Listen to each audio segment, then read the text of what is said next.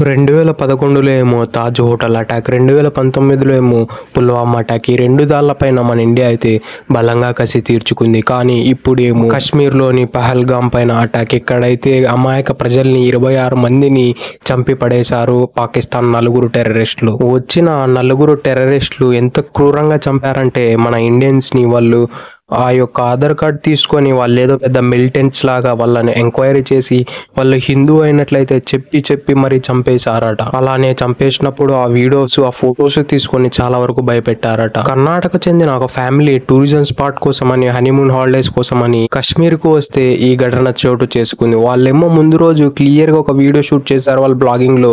కాశ్మీర్ చాలా ఫ్రీగా ఉంది, కాశ్మీర్ కి అందరు రావచ్చు, టూరిజం చాలా బాగుందని వాళ్ళు క్లియర్ గా చెప్పారు. ఆ మరుసటి రోజు బెసరన్ లోయలో మినీ స్విట్జర్లాండ్ అనే పేరు గాల్చిన ఈ లోయలోకి టూరిజం స్పాట్ కోసం వీళ్ళు వెళ్ళినప్పుడు అక్కడ దూరం నుంచి ఏవో కాల్పులు వినపడ్డాయి. కానీ ఇది కాశ్మీర్ కాబట్టి ఏదన్నా మన ఇండియన్ మిలిటెంట్స్ వాళ్ళు కొంచెం ప్రాక్టీసెస్ సంథింగ్ ఏమన్నా జరుగుతూ ఉంటాయని అందరు లైట్ తీసుకున్నారు.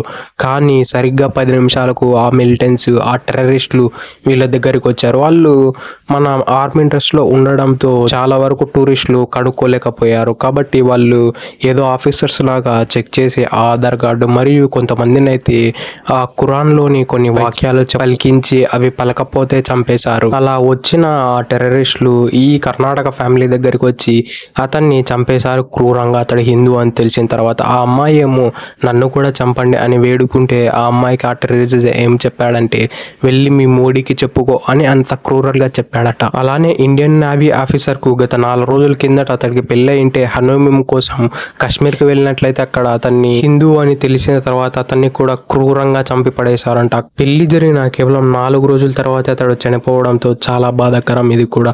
అలానే మన ఏపీకి చెందిన విశాఖపట్నంలో ఒక రిటైర్డ్ బ్యాంక్ ఆఫీసర్ ని కూడా వెతికి మరీ చంపేశారంట. అలానే తెలంగాణకు చెందిన ఒక పెద్ద మనిషిని కూడా చంపేశారంట.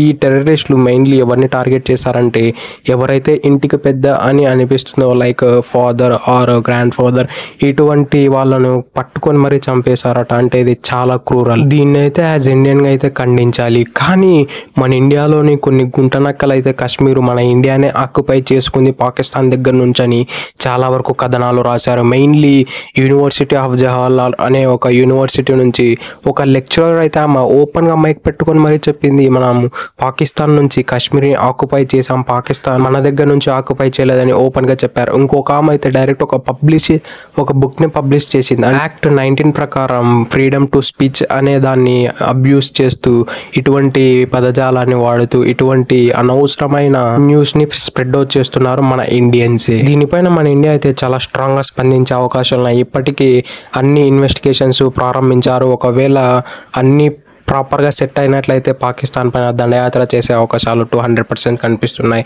ఒకవేళ అటు ఇటు జరిగితే పాకిస్తాన్ వాళ్ళ మ్యాప్లోంచి తీసే అవకాశాలు కూడా లేకపోలేదు. అంత కసిగా ఉంది మన ఇండియా పాకిస్తాన్ పైన. అలానే మన ఇండియాకు సపోర్ట్ చేస్తూ చాలామంది యుఎస్ ప్రెసిడెంట్ అయినా మరియు రష్యా ప్రెసిడెంట్ అయినా అలానే ఫ్రెంచ్ ప్రెసిడెంట్ అయినా వీళ్ళందరూ ఇండియాకు మద్దతు తెలుపుతూ నిలిచారు. అలానే మన ఇండియా రీసెంట్గా మాట్లాడుతూ ఎవరైతే పాకిస్తాన్ అఫీషియల్స్ ఇండియాలో ఉన్నారో వాళ్ళు 48 గంటలలో డెఫినెట్లీ వెకేట్ చేసి వెళ్ళిపోవాల్సిందే. అలానే వాళ్ళ ఎక్స్ అంటే ముందు ట్విట్టర్ అనే పిలువబడే ఆ అకౌంట్స్ అయినా పాకిస్తాన్ వాళ్ళవి మన ఇండియాలో ఓపెన్ అయినట్లయినా ఆర్ సంథింగ్ వాళ్ళవి ఇండియాతో ఏమన్నా కనెక్షన్స్ ఉన్నా కూడా వెంటనే అవన్నీ చెరిపేయాలని స్ట్రిక్ట్ ఆర్డర్స్ రూల్స్ పాస్ చేసింది మన ఇండియన్ గవర్నమెంట్. ఇప్పటి వరకు చూస్తే దాదాపు 28 మంది చనిపోయినట్లు యాజ్ పర్ రిపోర్ట్స్ అయితే తెలుస్తున్నాయి. అలానే 40 మంది ఇంజూర్డ్ అయినట్లయితే తెలుస్తుంది. ఇక 40 మందిని అయితే స్వచ్ఛంగా కోలుకోవాలని ప్రేర్ చేస్తాం, అంతకు మించి మనం ఏమి చేయలేము. అలానే పట్టుబడి 4 టెర్రరిస్టులు అందులో 2 చంపి పడేశారు మన ఇండియన్ ఆర్మీస్. అలానే కాశ్మీర్ బార్డర్ లో మన ఇండియన్ మిలిటెంట్స్ కు మరియు పాకిస్తాన్ మిలిటెంట్స్ కు ఎప్పుడు ఏదో వార్ జరుగుతూనే ఉంటుంది. రీసెంట్ గా ఈ ఇన్సిడెంట్ జరిగిన తర్వాత 23వ తేదీ అయితే కాశ్మీర్ బార్డర్ లో 2 పాకిస్తాన్ టెర్రరిస్ట్ ని మన ఇండియన్ ఆర్మీస్ అయితే చంపి పడేశారు. ఇవైతే చాలా న్యాచురల్ గా అయిపోతుంది. ఇది డెఫినెట్లీ దీనిపైన మన ఇండియా స్ట్రిక్ట్ యాక్షన్స్ తీసుకొని చేయాలి. లేదంటే మన ఇండియాకు ఆల్మోస్ట్ చాలా ఎకనామికల్ గా దెబ్బ పడే అవకాశం అవకాశాలు ఉన్నాయి. ఎందుకంటే కాశ్మీర్ అనేది మన ఇండియాలోనే ఎక్కువ హైయెస్ట్ టూరిజం స్పాట్.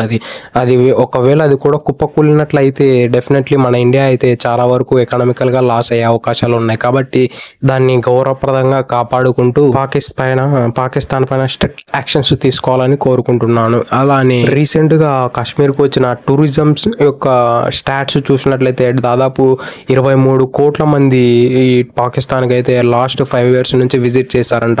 అంటే చాలా వరకు మన ఇండియన్ గవర్నమెంట్ ఆ ట్రస్ట్ అనేది బిల్డ్ చేసింది ఆఫ్టర్ పుల్వామా అటాక్. ఆ నమ్మకాన్ని ఈ ఒక్క టెర్రరిజం అటాక్తో మళ్ళీ అంతా కొలాప్స్ అయిపోయింది. దాదాపు 26 మంది సివిలియన్స్ చంపడంతో డెఫినెట్లీ ఇక్కడ టూరిజం 100 to 200% పడిపోయే అవకాశాలు చాలా ఎక్కువగా కనిపిస్తూ ఉన్నాయి. ఇఫ్ ఇన్ కేసు మిలిటెంట్స్తో వార్ అయినా కూడా అంతగా ఎఫెక్ట్ చూపించేది కాదు మన ఇండియా టూరిజం స్పాట్ పైన. కానీ వాళ్ళు డైరెక్ట్ మన టూరిజం సివిలియన్స్ అటాక్ చేయడంతో చాలా కష్టమైపోతుంది. డెఫినెట్లీ ఇదైతే మన ఇండియా చాలా సీరియస్గా తీసుకోవాల్సిన అవసరం ఎంతగానో ఉంది. That's it for today. ఇలాంటి మరొన్న వీడియోల కోసం మన ఛానల్ సబ్స్క్రైబ్ చేసి డైలీ ఫాలో కండి. Thank you for it. Have a nice day.